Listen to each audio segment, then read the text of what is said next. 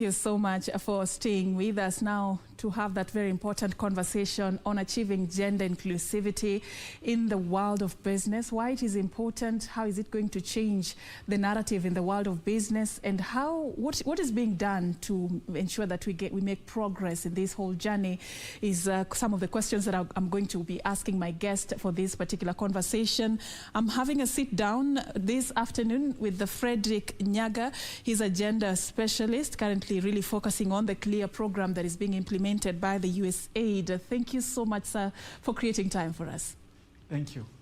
All right, I want us to kickstart straight away and get to understand more about this CLEAR program, the Cooperatives Leadership, Engagement, Advocacy and Research. What is it all about?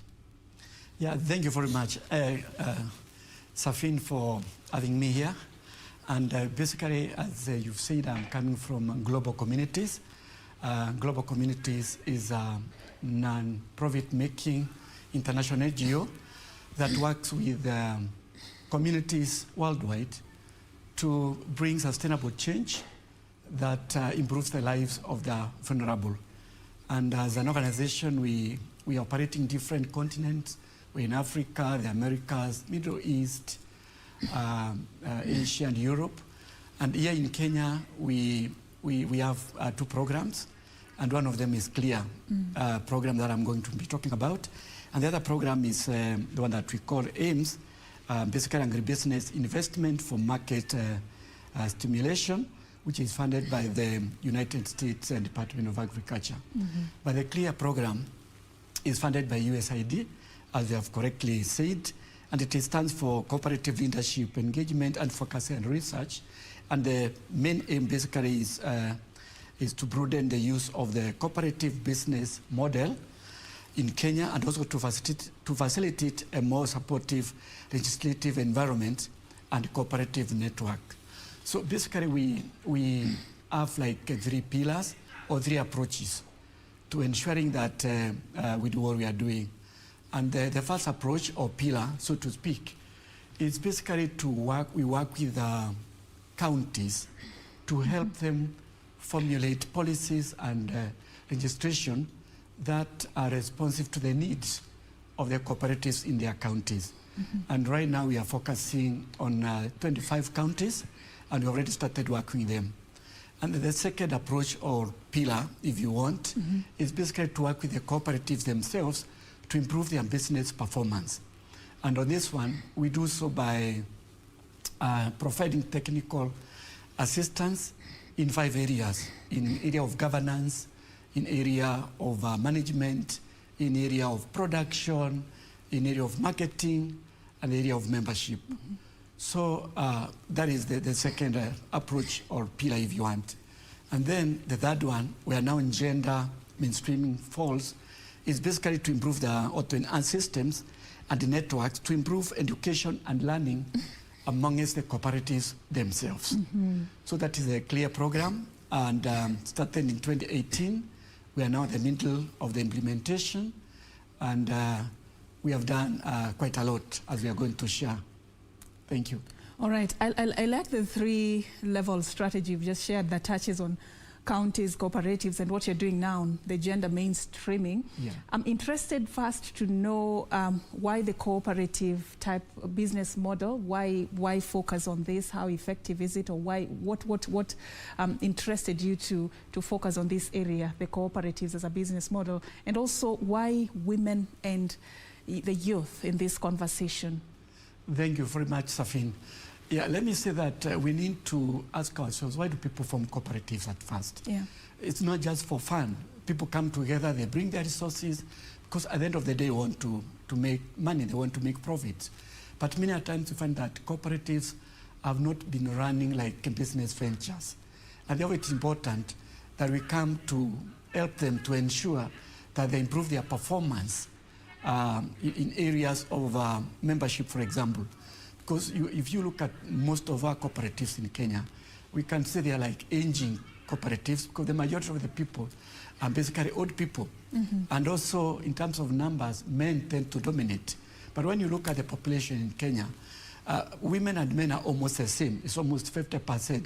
Actually, women are slightly more. And therefore, it's important to look at the numbers. If you are forming a cooperative, why would you leave a good majority of the people outside? Why would you leave the youth, for example, who are quite energetic? You know, they can run about, they can use IT, they are more of in the modern technology than the old people. And also when you have the youth, you are sure of the extension of the cooperative beyond the current generation. So that's why we are saying, can we look at our cooperatives so that they can be able to run in business manner? Because even the people when they form a business, you don't just imagine that your business is coming to an end when you die. All right. It should actually outlive you. All right. And so it is with the cooperatives. All right, so ensuring you bring everyone on board. Exactly. And you put the structures in place to ensure things flow smoothly. Fredrick, I also want to understand, why is it important for us to focus on gender mainstreaming in business? How critical is it, and what progress has been done to ensure that we achieve this? Even if you just look at the CLEAR program, are there any steps or highlights you'd like to share with us in as far as achieving this is concerned? Thank you, Safin. Even before we talk about why it is critical, I think it's important just upfront to explain what gender is. Because many times people tend to think gender is women. But let me say that when we talk about gender, we are talking about the economic, the social, political, and cultural attributes and opportunities associated with being male and female, which define us as women. So it's the issue of association. And therefore, when you're talking about mainstreaming here, we are talking about a strategy for making the concerns and the experiences of both men and women to become an integral dimension of this design, of the implementation, of monitoring, and of evaluation of not just the programs, but also policies in all the spheres of life. May they be political, social, cultural, and economic, and to ensure that both men and women actually benefit equally, and that gender and that inequality is not perpetuated. So how do we achieve this? The main important thing is to ensure that we don't have inequality, and that both men and women benefit equally. How do we achieve this? Exactly. They are of course different, and the reason why it is critical. Maybe we can start by looking at the existing inequality in terms of membership, for example, in cooperatives, and in terms of leadership. In Kenya, for example, about 30% of the membership in cooperatives are women. But when it comes to leadership, it's about 9%. So that means there is some bit of, not actually a lot of inequality in terms of when you look at the membership and in terms of leadership.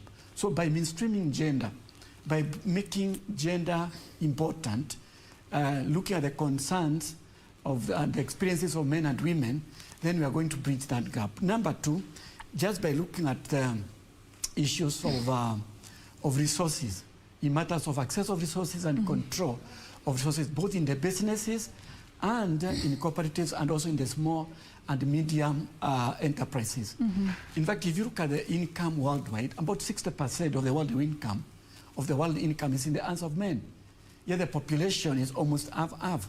And therefore you find that when it comes to women, they have challenges in terms of getting the collateral security, in terms of accessing resources, in terms of controlling resources. All right.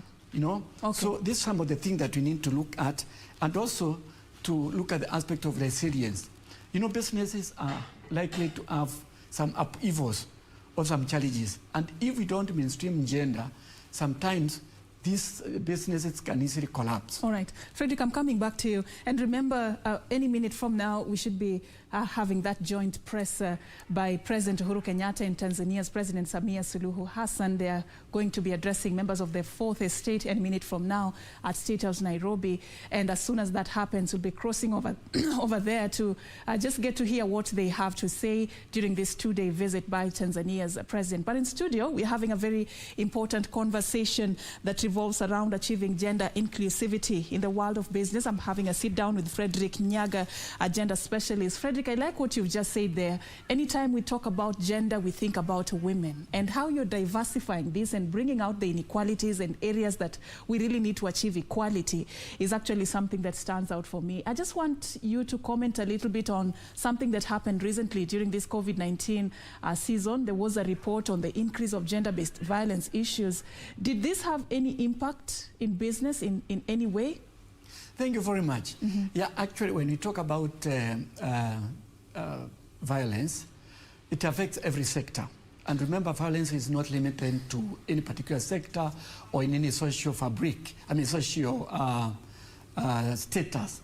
So when it comes to business, we realize that particularly because of the COVID-19 lockdowns, when particularly men stayed at home, people went back to work at home, they found themselves in a very unfamiliar grounds. People lost their jobs, and as a result of a lot of stress, a lot of uncertainties, and then violence started escalating. And when we noticed that as a clear program, we moved in very fast, because even where we did some in-house survey, and the cooperatives reported that the members were experiencing domestic violence. So we asked ourselves, what can we do to be able to empower cooperatives, because they are business entities, to ensure that they do not suffer from the gender-based violence and domestic violence. So what we did, we came up with modules, and we targeted the board of management of cooperatives that we are working with, where we trained them on how to respond and prevent gender-based violence. And this we did by focusing basically on 4 R's. With the first R is to do with how they can be able to recognize that violence is there. Because many times violence takes place either in the homes, in the business enterprises, in institutions, but people don't think it is violence. Because one, people have come to get used to violence.